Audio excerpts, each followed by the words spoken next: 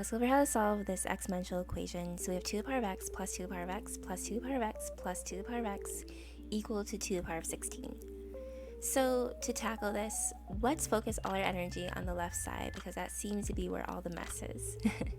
So we have 2 to the power of x added 4 times, okay? Let's rewrite this as 4 times 2 to the power of x, okay?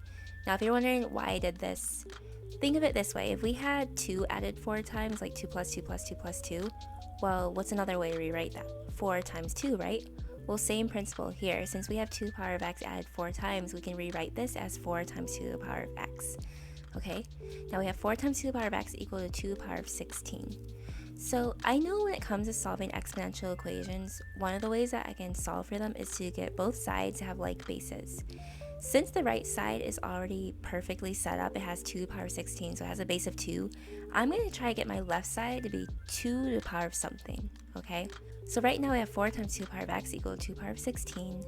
What I'm going to do is I'm going to rewrite my 4 to become 2 squared, because 2 squared is 4, right? So I'm just going to rewrite the 4 to become 2 squared, and then we'll be left with 2 squared times 2 to the power of x equal to 2 to the power of 16.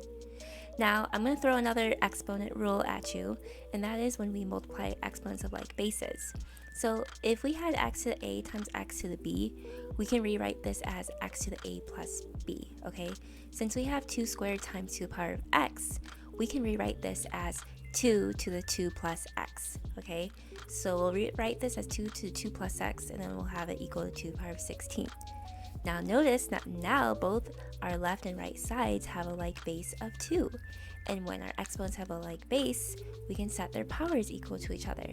So now that they have like bases, we're going to set their powers equal to each other. So we're going to set 2 plus x equal to 16. And then we're going to solve for x. So to solve for x, all we have to do is subtract 2 on both sides. And then we'll get x being 14. Okay? Now, of course, it's always good to double check your answer. So of course you can plug in 14 into the x values and plug this all into your calculator to see what this evaluates to. But I also have another way that you can verify without using your calculator. So if we were to plug in 14 into all the x variables on our left side, we'll get 2 to the power of 14 added 4 times, right? Now remember, when we add 2 to the power of 14 4 times, this is the same thing as saying 4 times 2 to the power of 14, okay? Now we'll be left with 4 times 2 to the power of 14 equal to 2 to the power of 16. Remember, 4 is the same thing as 2 squared, right? And we'll be left with 2 squared times 2 to the power of 14. And then remember, when you multiply exponents of like bases, 2 squared times 2 to the power of 14 is the same thing as saying 2 to the 2 plus 14. And then 2 plus 14 is 16. And lo and behold, we get 2 to the power of 16 equal to 2 to the power of 16, which is indeed true. So as you see, this verifies that 14 is indeed the answer. So that's just a way you can verify without your calculator, but of course it is definitely not necessary. If you want to use your calculator, I am a full advocate for it. Please go for it.